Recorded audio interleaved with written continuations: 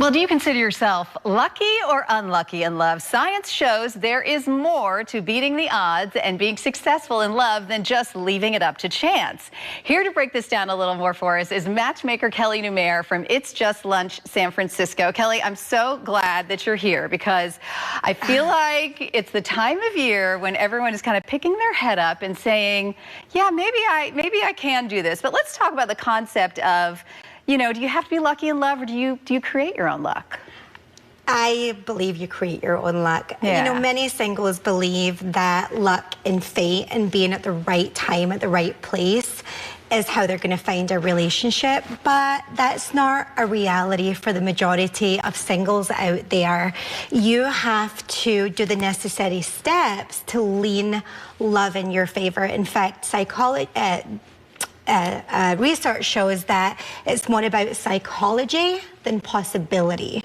So there's a couple of things that you got to do to find that relationship. I love the idea of lean love in your favor. That's such a cool way to say that, because it's true. I mean, I think anything in life, if when the opportunity comes and you're kind of prepared and ready to receive it, that's a big part of it, isn't it? Absolutely. So what are your tips for people if they're like, hey, it's springtime, I want to get out there, I want to start to meet people, I'm ready for some renewal in my life, make some connections. How would you tell them to go about it? So dating season has arrived. Spring fever. We're here. Right? We're here. So there are a couple of things. First of all, you have to have a positive mindset.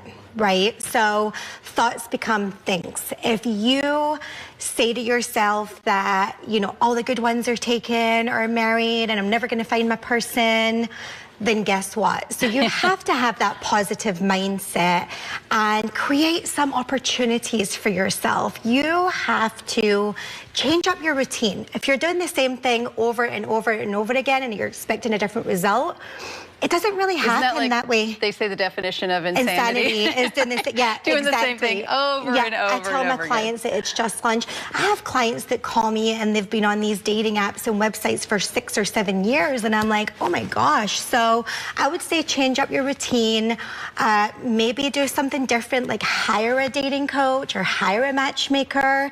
You're opening yourself up to more people and more possibilities, and then you definitely want to give chemistry a chance. Right? Okay, I like that, because that really, to me, is the thing, right? You can meet someone, but it really has to be that, there does have to be that spark, there does have to be that thing. That's part of our DNA to kind of look for someone that sparks that interest. 100%. And there's two types of relationships that happen.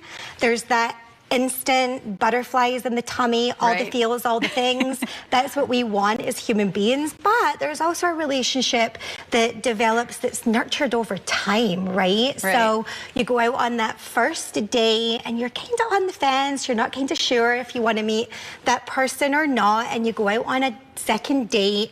Before you know it, by date number 5, they're like the hottest person on planet Earth.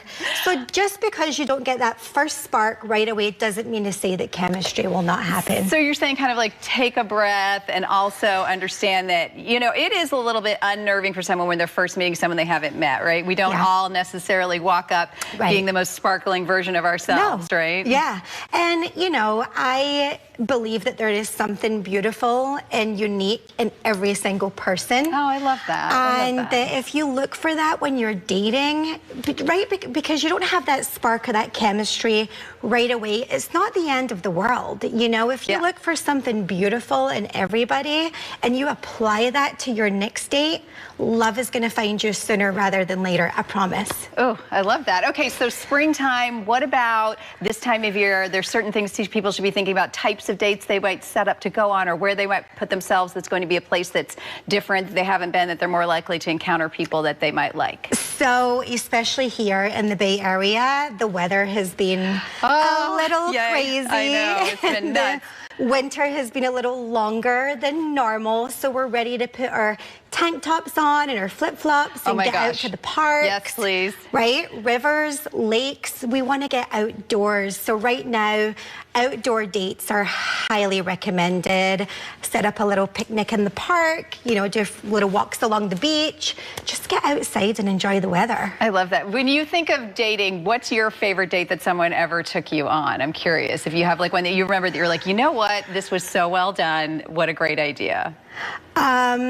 Okay, so it Put you was on the spot. Yeah, I was like, okay, there's many, but one of the first weekends my husband ever took, we were just dating, and I'm from Scotland, so I had never been to wine country, and he's like, I'm taking you away for the weekend. I thought we were going to Disneyland, so I've never been to Disneyland before, and he's like, I'm not telling you, we have to get in the car. He's That's like, fun. I like the mystery. Pack for all weather, and I'm like, putting all this weather stuff in there, and we drive, and he blindfolds me for like 2 hours, and he was going for it. He was going for it, and we got pulled into the Hilton in Napa Valley and did my first ever wine tasting tour in Napa for the whole entire weekend. It was magical. That's really fun. So I think it is cool when someone does something where they show you that they put the effort in, right? Like, because that's what he did. He made the plan, and then he added a little mystery to it, kept it a little fun. I love that idea. That's so awesome. It was such a good time. And, you know, I think